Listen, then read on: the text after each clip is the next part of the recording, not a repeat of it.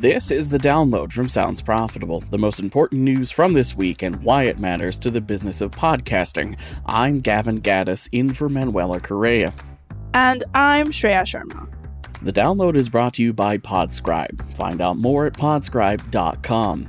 This week, how to maximize your South by Southwest podcast experience, AI's utility as a podcast co-host, Spreaker introduces Supporters Club, and NPR's new head of podcast strategies is optimistic about 2024. Let's get started. This Tuesday from Edward Fuller, founder of Media Bodies. South by Southwest is less than a month away, and attendees are gearing up for the event. While the podcasting side of it steadily gains more foothold in mainstream media, there are still reasons for podcast professionals to be on the fence when deciding if the week is worth the investment.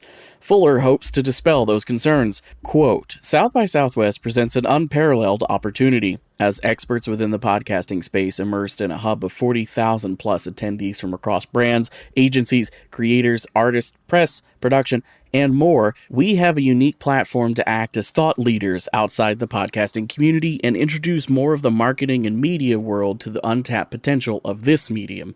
End quote. With Sounds Profitable sponsoring the Sound Summit Day of Podcasting, this year's South by Southwest will have a day of events just for the business of podcasting. Fuller breaks down 7 steps on prepping for South by Southwest to be ready to network the second one arrives in Austin, if not before. For instance, getting one's profile fully set up in the South by Southwest app and social platform ensures anyone in attendance who might want to get in touch with you or your company can do so, as well as set you up for the next step, perusing the attendee directory to build an early lead list. In addition to priming people to make the most out of Sound Summit, Fuller provides 3 further examples of ways to get the most out of the full South by Southwest week, in addition to the Sound Summit, which, by the way, takes place March 9th at the Thompson Hotel.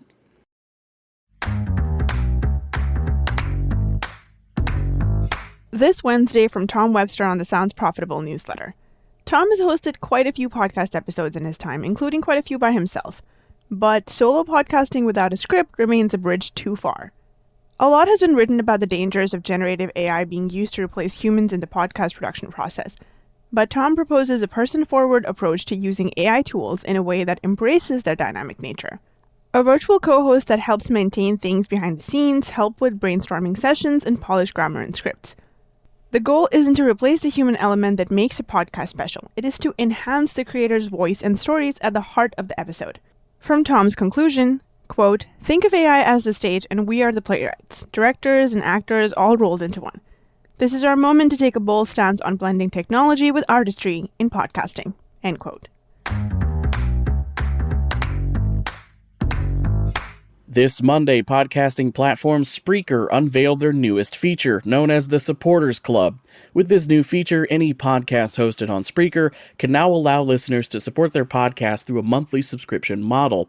What sets Spreaker's Supporters Club apart from similar offerings in the industry is the revenue split. 100% of the money given by the podcast audience member goes to the podcaster themselves. A quote from the official press release, quote, in a landscape where podcasters rely on diverse revenue streams, Spreaker is committed to revolutionizing the industry by providing an equitable platform that amplifies the connection between creators and their audience. With the addition of the Supporters Club feature, creators now have the opportunity to earn multiple revenue streams all in one place on Spreaker, fostering a sustainable and vibrant creative ecosystem, end quote. Last Wednesday, from Tyler Falk at Current, Colin Campbell, NPR's new SVP of Podcast Strategy, is optimistic for the coming year. After the company had a turbulent 2023, Campbell says he sees a lot of opportunity to strengthen the network's podcast portfolio. Campbell's new role is return to public media, having left the sector in 2016. At the time, part of the motivation for leaving to the private sector, Audible and then Gimlet, was due to frustration at the lack of attention podcasting was being paid to. Both audiences and producers weren't getting the attention needed to fully provide audiences with what they want. Now, podcasting has grown both as an industry and at NPR specifically. When asked about ways NPR can grow in podcasting, Campbell points to the 2 different audiences NPR serves. Those who listen to NPR on traditional radio are able to financially support the company's continued production via telethons, fundraisers, and calls to directly donate to local affiliate stations. According to Campbell, the overlap between broadcast and podcast audiences listening to NPR is low, almost down to single-digit percentage, and the lack of built-in monetization options in podcasting has been an issue. Now, with the rise of first-party monetization options from podcast platforms, organizations like NPR can get a shot in the arm. NPR Plus on Apple Podcasts serves as a step forward for the company, allowing podcasts to tap into podcast-only audience support in the same way that NPR has for decades in traditional broadcast media. Finally, it's time for our quick hits. These are articles that didn't quite make the cut for today's episode, but are still worth including in your weekend reading. This week, 2024 Marketing Trends Report. A new report from Quill and Carney collects dozens of sources to provide a snapshot of current and potential future marketing trends. Pod to be merged with Campaign. The Pod brand will be retired, and sister publication Campaign will take over live events like the British Podcast Awards and Podcast Advertising Summit, as well as increase its own coverage of audio and podcasting news. Spotify joins ACPM. Megaphone is now compliant with French local measurement standards. For more information on the ACPM, see the French exception on Sounds Profitable. Marketers are chronically underinvesting in brand by Ashley Reagan. Australian radio has a recurring issue of marketers running trial brand campaigns that are too short to show their true ROI. Odyssey receives court approval of reorganization plan. With the approval, Odyssey can move forward on ending their Chapter 11 bankruptcy.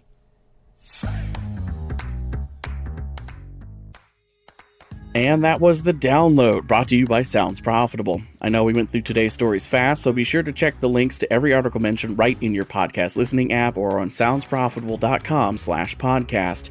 And thank you for sticking with us while we bring you the top stories you might have missed from the past week. I'm Gavin Gaddis. And I'm Shreya Sharma. Our producers are Brian Barletta, Gavin Gaddis, and Tom Webster. Special thanks to Spreaker for hosting The Download. And as always, thank you to you for joining us. Robot? Download complete.